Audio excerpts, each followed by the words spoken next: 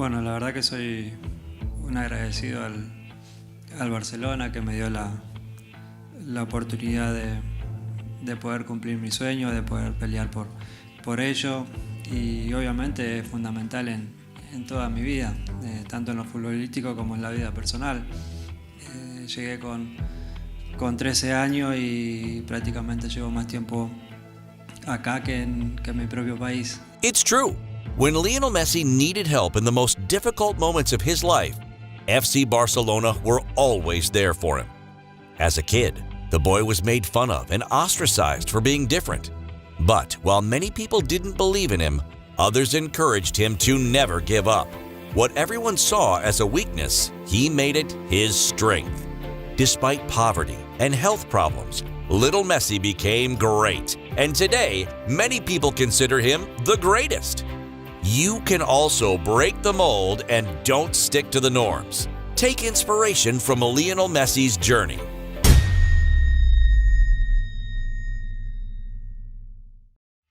A skinny little boy. That's many people's first memory of Lionel Messi. This little boy's story started a long way from Barcelona. To understand how La Pulga reached this point today, we have to go back in time. Lionel Andres Messi Cuccettini was born on June 24, 1987 in Rosario, Argentina. He was Jorge and Celia Maria's third child. They had Rodrigo and Matthias before him. After the boys, Maria Sol was the family's youngest child. At the time, the Messis lived in the poor neighborhood of Las Heras, in the south of Rosario. The family was relatively modest and money was sometimes a problem. Jorge worked in a manufacturing plant, while Celia was a part-time cleaner. But this didn't stop the family from having plenty of good times. On the contrary, they were extremely close and loved each other very much. Leo would quickly find a love of his own. As soon as he knew how to walk, he became obsessed with football. When he saw his older brothers play, he couldn't stop himself from wanting to take part. Sometimes, when his brothers were tired of him, he'd have a tantrum so he could have as much fun as he wanted. Many people thought the kid was completely crazy.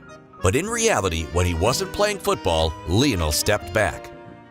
Whether that was at home or school, he never spoke. His shyness was a real obstacle to his social life. But this stopped him from performing at school especially.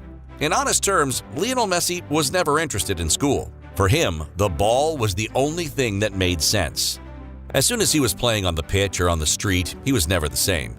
At home, he didn't speak, but with the ball at his feet, it was like he was singing. But to successfully establish yourself in this profession, you have to be strong in a range of domains. Being skillful isn't enough. You have to also impose yourself physically. At least, that's what everyone thought before seeing this little genius on the pitch. It was during his first match with a local club that Leo revealed himself. The coach was pacing up and down for a long time. One of his players was absent and the game couldn't start. So, Lionel Messi's grandmother, also a football fanatic, insisted that her grandson could play in the team. Salvador Aparicio refused at first because Leo was too small. He was afraid the older players would hurt him. But Doña Celia didn't give up on her protege. She kept insisting until Aparicio gave in. The first ball went past him, on his right, without him reacting. But the second one landed right on his good leg, the left.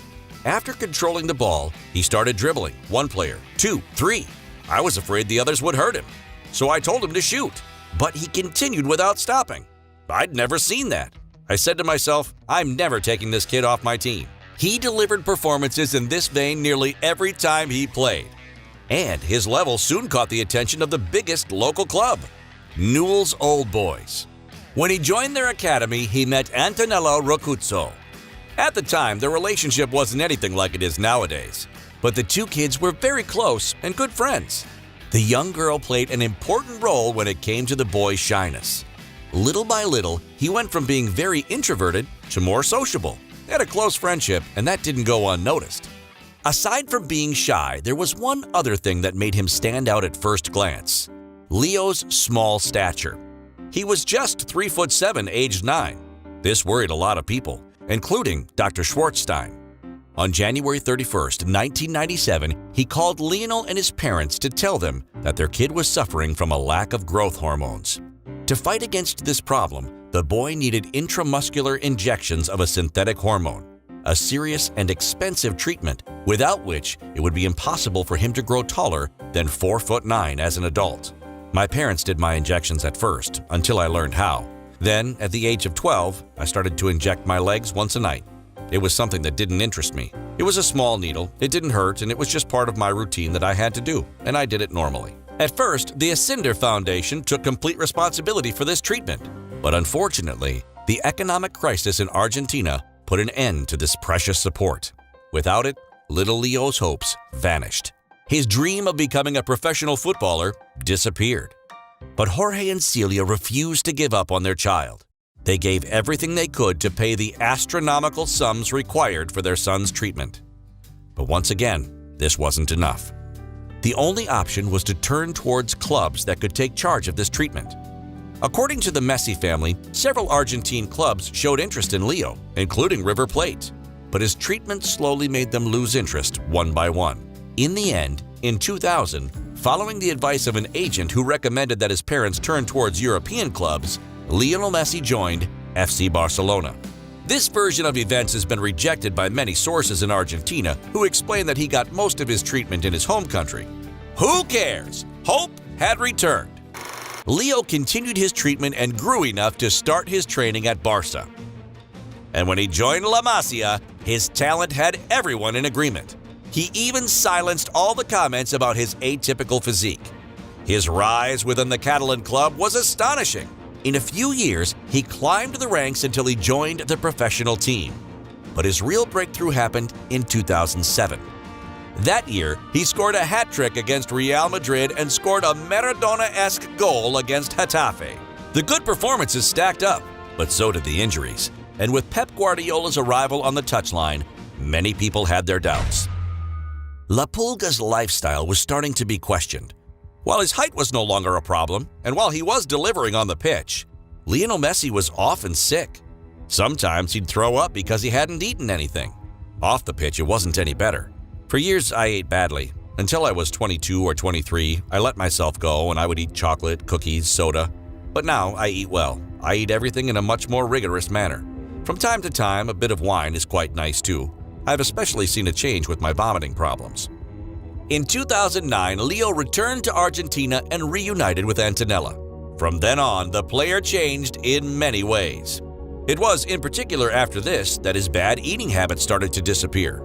But like when he had to undergo his hormone treatment, he wasn't able to do it alone. And in settling down with his childhood sweetheart, Lionel Messi became much more responsible. Antonella has always been a huge source of support for the Barcelona player.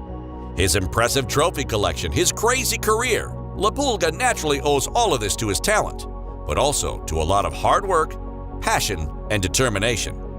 When Lionel Messi was a kid, he was very introverted. He was afraid to speak too much and struggled to establish himself because of his growth problems.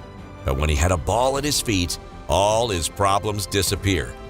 It's by understanding this that he became one of the best footballers in history. Thanks to his hard work and commitment, he never gave up on his dream and proved that despite differences, it's possible to make it. His family, his club, his fans, he always received undying support in his toughest moments. Lionel Messi is the best example of physique never really being an obstacle. So you too can use what makes you different and turn it into your biggest weapon. And never forget that there's no secret to success, except that you have to work hard to achieve it.